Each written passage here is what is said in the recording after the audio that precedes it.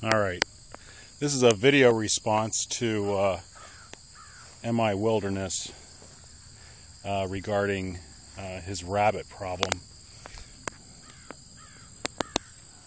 These don't work, I'll tell you that right now. I've been moving it around. The rabbit's been living in my beans and living in my sweet potatoes and green peppers. I have given up on them. I have a dog who is sort of useful in keeping them away, but this is what I've resorted to. This is my fall garden here, and which I started from seed. It has various lettuces and greens, Chinese cabbage and such. But here it is. Have a heart. The fence energizer. It runs on 2D batteries. I did some reviews on it. Let's see, I think I got it at, I got it at Rural King.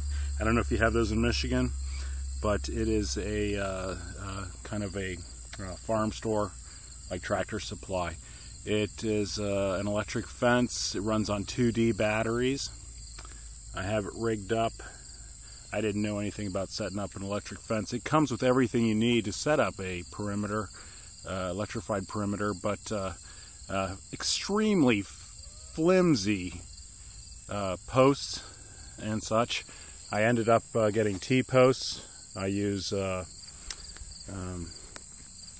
some extra support posts that were available, and this whole thing pretty much cost me, let's say, about $50 for the kit, but there was a $20 rebate for it, for the Have a Heart, and then I had to spend about, I would say, $5 a post, and there were 4 something.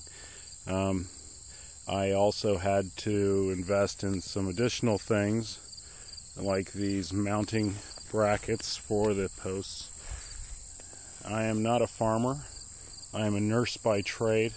So my abilities with electric fences were limited, but I did some YouTube searching, and I found some good information, and this seems to be working. You can see I have stuff popping up that has not been devoured yet. I've had a large amount of romaine lettuce devoured by the rabbits around here.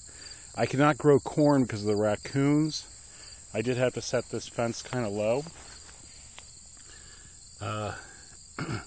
There's some very good YouTube sites on putting up electric fences. The one I was watching was putting up, they were protecting beehives with an electric fence, and preventing bears from coming in.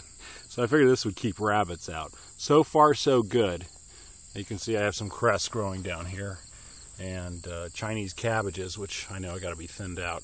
But radishes and spinach and such, which the rabbits are, oh man, do they have a voracious appetite.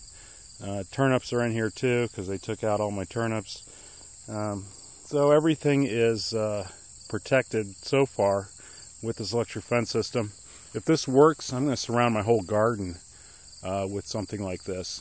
This obviously will only do a limited amount of electric protection. I believe 100 feet for this particular version, which is the SS2. Runs on 2D batteries, about 3 months from what I've been checking out on the reviews. There's solar paneled ones that will run a lot longer, and well, constantly actually. So you may want to look into those if I do go bigger with this. And my goal is to actually grow corn without raccoons taking it down just before harvest. I might just do this. So we're going to see how this works out. I know it seems like overkill. I'm spending $60–70 to get, you know, $20 worth of produce, but if I bring this in the winter time and it lasts me a few years, it's going to be worth it to me. I prefer eating my own food than having to buy it in the store. And the solar panel one sounds like a good idea.